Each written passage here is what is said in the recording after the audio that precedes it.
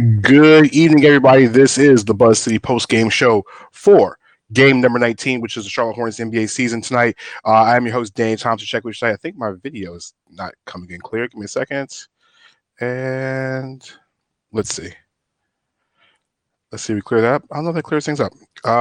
Well, for the next 25 minutes or so, we'll talk about everything involving your Charlotte Hornets tonight as the Hornets took care of business at home tonight in game number 19 against the Indiana Pacers by the final score of 108-105 at Spectrum Center tonight. So for those who've never watched this show before, once again, welcome to the very first time. And for those who always come by, stop by, once again, welcome again.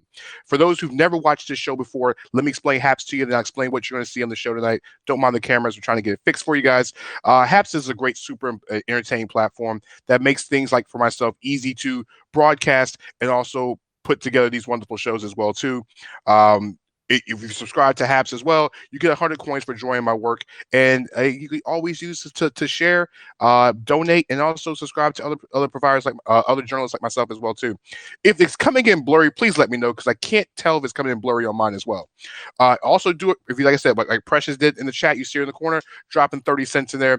Big shout out to my man Mike Patton over in Nashville as well too. So let's talk about the game tonight. The Hornets were, I don't want to say 19 games into the season, a must-win situation. I don't know if you want to say it's a must-win, but tonight was a must-win. Charlotte had been going through a terrible tailspin of games, and when you go through a tailspin like the way the Hornets have been playing, and it doesn't get better, it doesn't get any better. Coming a little choppy. Let me know if it clears up because my screen just cleared up. When you go into a situation like what the Hornets are going through for the next couple of days, they already had played Indiana for one time on Wednesday night, and it wasn't really their best effort.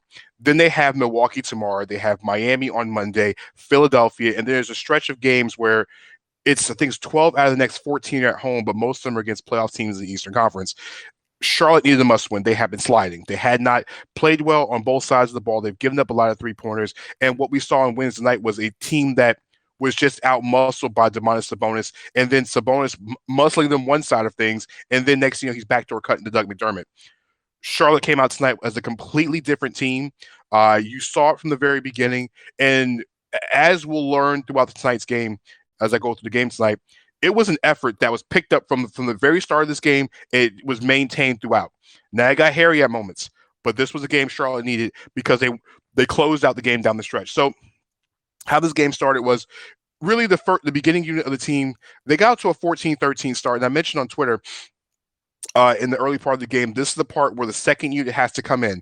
It was 7 lead changes and 2 ties in the first quarter. And what Charlotte did was they got down 24-19 with about 2 minutes left in the first quarter. The second unit, and I'm going to say this again, the second unit was brilliant. Thank you, Mike. Thank you, Precious, for donating as well. The second unit was brilliant tonight. And when I say it was brilliant, because they won that 13-4 run, but it was not just a second unit. It was James Borrego's actual substitution pattern. What we've seen through the first 18 games of the season was you'll watch the Hornets play, and right around the 6-minute mark, Borrego takes out 3 guys. He'll bring in Ball, he'll bring in Bridges, and he'll bring in whoever the 8th man is, whether it be Bismack Biyombo or somebody off the bench, but probably Biyombo. And then they take out the 3 starters, and then at that point you see one more come out, and that's when Cody Martin or Malik Monk or somebody else will come in. Borrego changes up tonight a bit. He did say in pregame that he was tinkering, and I know Hornets fans don't want to hear it. He's been tinkering lineups to try to figure out how to way to get this to work. Well, this tinkering process worked tonight. The difference was he brought in Ball and Bridges together. It was just only the 2 of them. Then what we have seen tonight is I think Bismack Biyombo's time in the rotation is over. He played 6 minutes on Wednesday night, and he wasn't in the main rotation when the Hornets started the first quarter, because when Ball and Bridges came in, it was just those 2. And when those 2 came in, Borrego, what he decided to do is he decided to kind of rotate. So when Ball and Bridges were on the court, you saw Gordon Hayward stay in the majority of the first quarter. What he did was he played in stretches. He left PJ and he left he took PJ, he took Terry out the game, left Devontae and left Cody in the game, and then they flip-flopped. So basically he was intertwining lineups with those 7 players, keeping the 2 bench players and Gordon Hayward on the court. So right around about the 2-minute mark of the quarter, that's when Malik Monk came in the game. What the switch did was it ignited that 13-4 run. Malik Monk started getting run. Monk started shooting the basketball pretty well in the first quarter. Hornets kept the lead, and they kept the lead, like I said, at 32-20 at the end of the first quarter. And really, it wasn't a quarter where nobody dominated for Charlotte. It was really Rozier got off to a good start. You saw PJ was having one of his nights. When PJ shoots well, Charlotte plays well. He had 6 points and three rebounds in the quarter.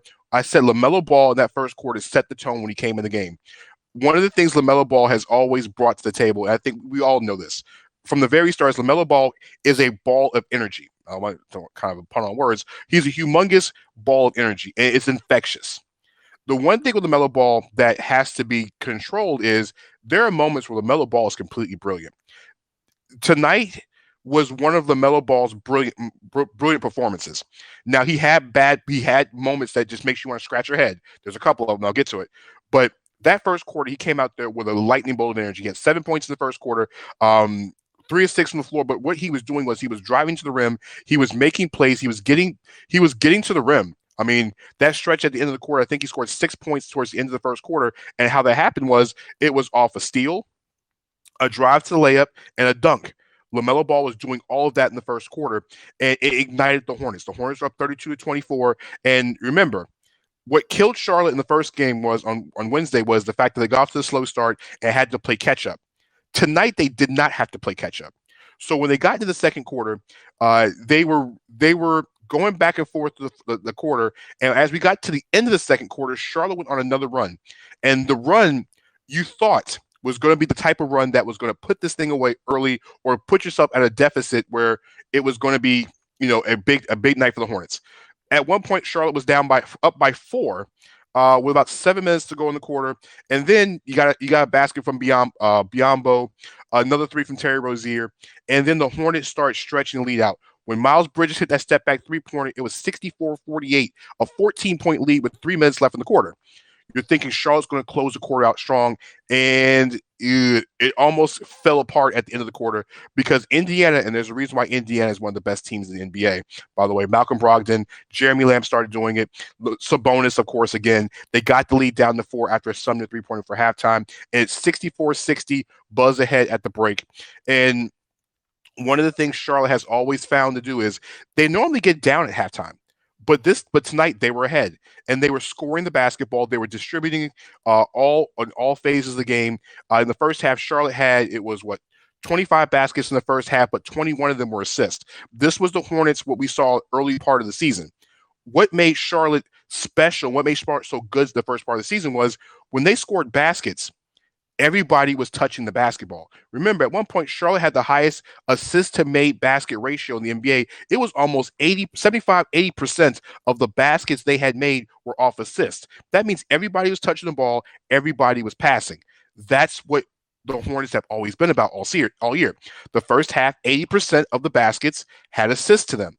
Everybody was touching the ball, and Borrego's rotations actually were working. Okay. You're going to struggle. Now, one thing that Hornets fans know is that they're undersized, okay? Domantas Sabonis and Miles Turner was just doing what they wanted to in the paint. Sabonis had 13 points in the first half. Miles Turner had 10. And what hurt Sabonis was Sabonis got in foul trouble. And then when he picked up that second foul in the first quarter, it was more of a momentum shift. And when the momentum shift happened, Charlotte started becoming more aggressive. We saw LaMelo Ball being aggressive. And at the half, like I said, Charlotte was up at the break. And it was good to see 64-60. On the Hornets side of things, Terry Rozier had 14 points in the first half. Like I said, PJ was off to a good start. He was a perfect from the floor, hit that 3-pointer, had 10 points. Devontae had 8. Miles had 7, Melo had 7, Malik had 6. Everybody was contributing. And Gordon Hayward, who was the team's leading scorer, almost 23 points a game, only had 6. So when you see the balance of what Charlotte was doing, you're watching the game and thinking to yourself, okay, this is what the Hornets should look like. Not one guy carrying the offensive load. And this is what you want to see, a balanced team. And like I said, Borrego's minutes really was effective. Cody Zeller was the only starter not playing. He not played more than 10 minutes because he picked up 3 fouls. And give credit to Biyombo, who came in when he spelled Cody. When the foul trouble, but also give PJ a lot of credit at the 5. But 6 guys played 15 or more minutes in the half, and Ironically, Terry Rozier was the one that only played 14 minutes in the first half. We get to the third quarter, and Charlotte got the lead up to 12. It was 72-60, and about the first minute and a half, both teams had turnovers to start the quarter, and they kept extending the lead to 12. But Charlotte, once again, in the third quarter, started falling apart. Defensively, they played well, but they couldn't be able to get the lead. Indiana kept chipping into the lead, and you were thinking to yourself, okay, this was going to be the start of the fall apart. Give the Hornets credit once again. James Borrego has said this all year. This team has been resilient. When Indiana cut the lead down to 5 at 81-76, the Hornets were sparked, and the spark came from LaMelo Ball. Third quarter, if I had the video clip, I show it to you. I couldn't get it in time before the show tonight. This was, I think, to me, was the turning point in the game at this point. It was a 5-point game. It was a weird minute. He had it, could not get it down. LaMelo Ball leaps over Domantas Sabonis for a two-hand slam. Hornets stand on their feet. Hornets up by 7. It triggered a run to end the quarter. LaMelo Ball's putback, then turn around to what allowed Devontae to knock down a three-pointer. You had Miles Bridges catching alley-oop from LaMelo. And the Hornets in the quarter, 89-80, it ignited the run. Charlotte into the quarter with an 8-4 run. I know it don't really say much in basketball, say 8-4, but that's the run they needed. It carried into the fourth quarter. Charlotte got the lead to 11 after Hayward's basket, make it 91-80. And the Pacers, you knew at some point in this fourth quarter, the Pacers were going to come back. And guess what? A 9-1 run. Hornets got the lead down 92-89. And at this point, you're wondering yourself, this was going to be the end of the game for Charlotte. But give the Hornets a lot of credit. They buckled down. It was 92-91. They got the lead. Actually, the game was tied at 94, and Brogdon hit that three-pointer. And for about a good 2-3 minute stretch, they were going back and forth tying the game. They actually got down. They got down by 2 when Miles Turner once again played bully ball and got the little jump hook from Justin Holiday. It was a bully ball type of move. Charlotte couldn't stop the bigs. In that stretch where they're going back and forth, Indiana was using Sabonis and using Miles Turner to bully the smaller Hornets. Give Borrego a lot of credit for not going to the bench and staying where he was. He brought Cody Zeller back in the game, and that's really where the tide had turned. There was some parts in that fourth quarter where you're wondering yourself, where was Gordon Hayward in the quarter? It really wasn't Gordon Hayward offensively. But like I said, when the game was tied or down 2, Cody Zeller played an outstanding final 2 minutes of the game. Let's break down what Cody Zeller did. So you had Hayward grab that rebound from Sabonis. Devontae Graham hit Cody Zeller for a nice layup. Then Graham catches Zeller driving to the basket. At this point, Hornets take a 2-point lead. On the other end of the floor, we saw what Zeller did. After Hayward missed a shot, Graham grabbed the rebound. Huge rebound for Devontae, by the way. Terry Rozier knocked down a three-pointer off the great look from Graham. At this point, Charlotte knocks down another three-pointer from Graham. Cody Zeller had a huge block. Charlotte goes up by 3. And the defense, at the end of the game, held Malcolm Brogdon to a bad shot. And LaMelo Ball put one of the more smarter moves of the game, inbounds the ball off Sabonis. Game's over. Hornets win. And guess what? Now they're 8-11. Charlotte takes advantage of holding on at home. All right. This is a game as now it's over. Now we can talk about how the game break down. It was a beautiful performance for the Hornets tonight. It wasn't picture perfect, okay? But when you look at how the game is broken down number-wise, it was a balanced effort from the 7 guys that played tonight. Malik Monk played about 14 minutes tonight. And he played well in 14 minutes, okay? Now, he had that beautiful between-the-legs pass that Devontae missed a three-pointer on. But if you look at the way the minutes were distributed tonight, you had 4 Hornets at over 30 minutes, and LaMelo Ball, you might as well say at 30 because he played 29-47. So it's 5 Hornets played 30 minutes tonight. But also, you had 7 Hornets score 9 or more points because Bridges fell 1 point short of having in double figures. Everybody contributed tonight, whether it be from Terry knocking down 5 3-pointers and actually being effective from the floor, Devontae hitting 4 3-pointers himself, but also not giving 6 assists. You had Cody Zeller, when you look at his stat sheet, 12 points and 6 rebounds. But remember, you had the huge baskets down the stretch because he had 6 points in the fourth quarter. He had the huge block.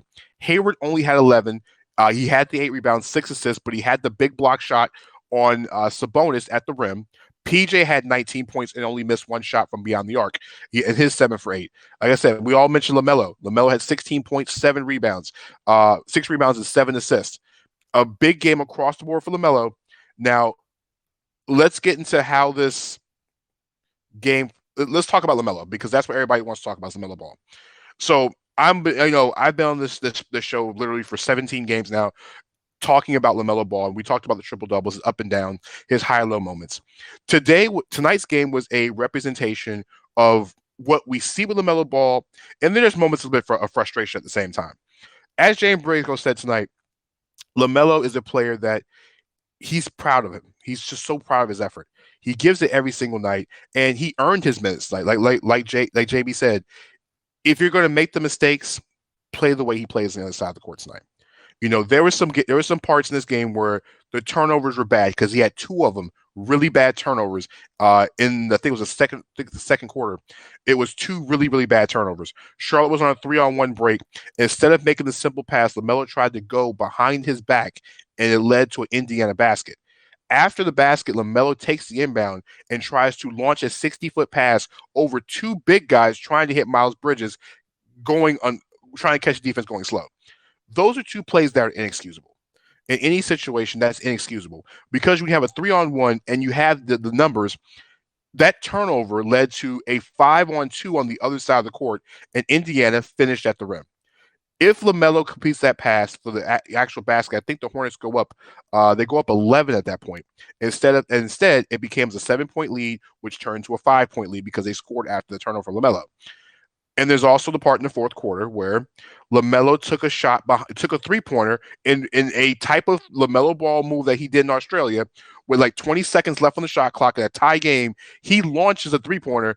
I wanted the distance on the 3-pointer. I want to say it was like 28 feet, but I promise you, it's like he shot the ball from Rock Hill. Okay, that was a very, very bad and poor choice by Ball on that 3-pointer.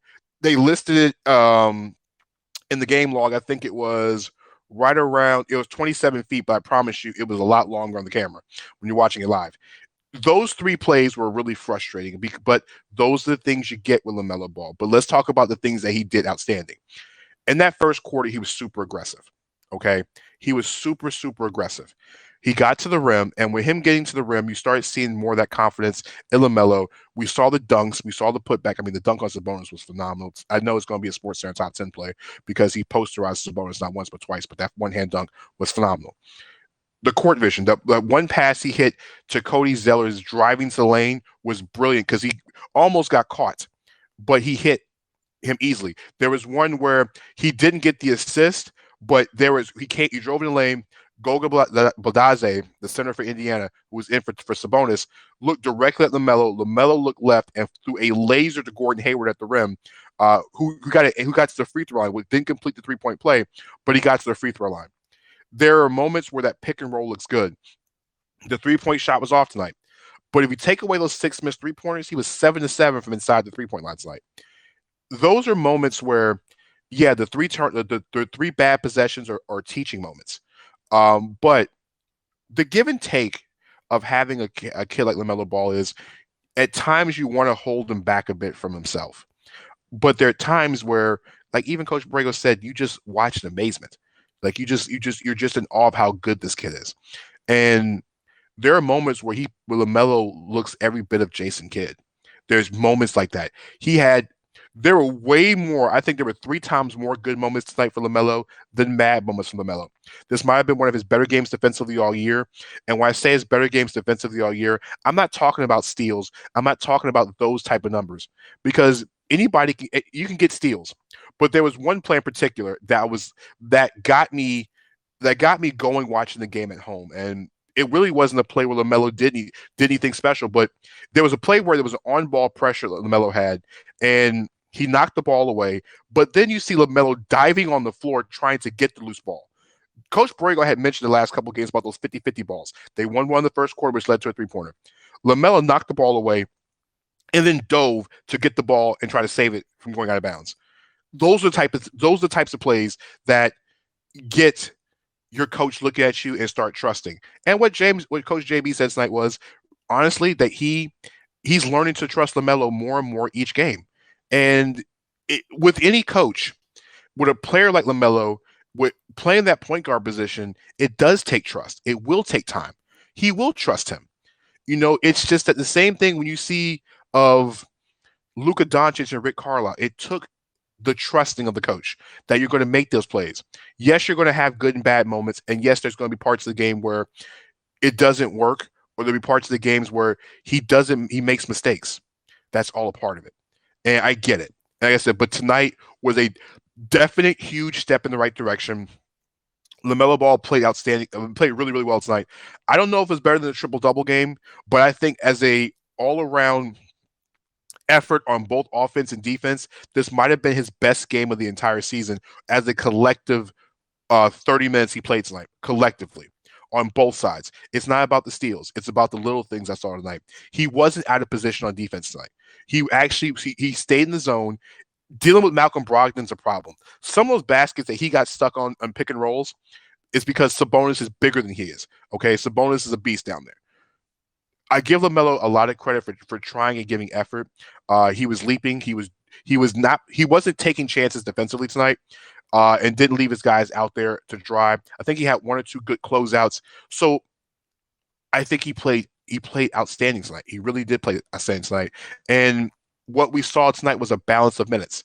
If you look how the guard rotation was tonight, you saw 33 minutes from Devontae, 32 from Terry, 30 from LaMelo, and Malik even got right around a little bit more than 14. But everybody contributed tonight. Miles played a lot better than he did the other night. It's hard. Like I said, when you look at Miles' -1 and Pete and Cody's -4, you're going to say, well, they didn't play well. No, they did everything they could against the players they were going against. Domantas Sabonis is hard to deal with on any stretch of the imagination. Miles Turner, when he's on like he was tonight, and if you look at him outside that 3-point shot tonight, he was 7 for 7 tonight. The Pacers punished the Hornets in the paint. But what the Hornets did better than the Pacers was tonight was Charlotte got out in transition. They outscored them 16-6 in transition points tonight. That was all because of the ball tempo, the ball pressure. And that's what when you're playing against the Hornets strength is when they get that rebound and they start pushing. It doesn't matter what it's LaMelo. It doesn't matter if it's Gordon Hayward. When they're pushing, Charlotte's dangerous. There was a play where Rozier, he pushed the ball and pushed the break. Charlotte needs to play at that pace because Borrego knows when you play small, the only thing you can do is run the pace. And Charlotte did a great job tonight. And what Borrego said tonight was, because the question I asked him tonight was, what was different from the bench? His rotations were different. He said really was no tweak as far as the minutes. They did use different lineups. But tonight the bench played to their potential. And, this is the night where he said they were superly proud because Gordon was 4 of 12 from the floor. But they beat the Pacers tonight. Borrego says some guys stepped up tonight. Bottom line, we asked them to step up, and they did tonight. Starters, bench guys, even with Gordon not having a great night tonight. That's what Borrego mentioned because that was his answer when I asked him about the bench play tonight. And growing against everything people say, Devontae Graham, Terry Rozier, and LaMelo Ball have a interesting 3-guard rotation, but Borrego also used that 3-guard rotation because we haven't seen this in a while. We haven't seen the 3 guards on the court together for an extended period of time. Borrego did that tonight. I don't know how long it is. I have to look up the numbers for how long they played tonight, but they played well as a 3-man unit tonight. Even when the question was asked about LaMelo and the impact off the bench, I think that was the question I asked him tonight about the bench play and how it just is different. And the question for LaMelo was about his impact. And Devontae said a lot of the same things that I said, and a lot of the same things that Hornets fans have been wanting him to be. He's just got to be aggressive. He brings that pace when he comes to the game and it keeps the defense on his heels. And going down, getting a transition, kicking it into the paint and kicking it out. If he attacks, that's when it's going to win. And tonight's, like I said, Cody Zeller tonight said was just a collective effort. And it was something that teams like this need to do, and the Hornets couldn't do last season. They couldn't close out games very well, and this was one of those tonight that they actually did close out tonight. So Hornets win tonight 108-105. Game ball tonight. So the game ball tonight, listen, it wasn't a 30-point game tonight for Gordon Hayward, but he's not the guy getting the game ball tonight. Game ball number 1 tonight has to go to PJ Washington. 19 points, 9 rebounds. When PJ plays well, the Hornets play well. He was 7 of 8 from the floor. He got 9 rebounds. It's hard grabbing rebounds over Sabonis and Turner. He played well and also stayed out of foul trouble. Shot the ball standing. Game ball number 2 has got to be LaMelo Ball. Take away the 0 for 6, take away the bad three-pointer, take away the 2 crazy turnovers. LaMelo Ball impacted the game in ways that were different. The plus-minus tonight was 0, which is good because the last couple games, his plus-minus has been terrible.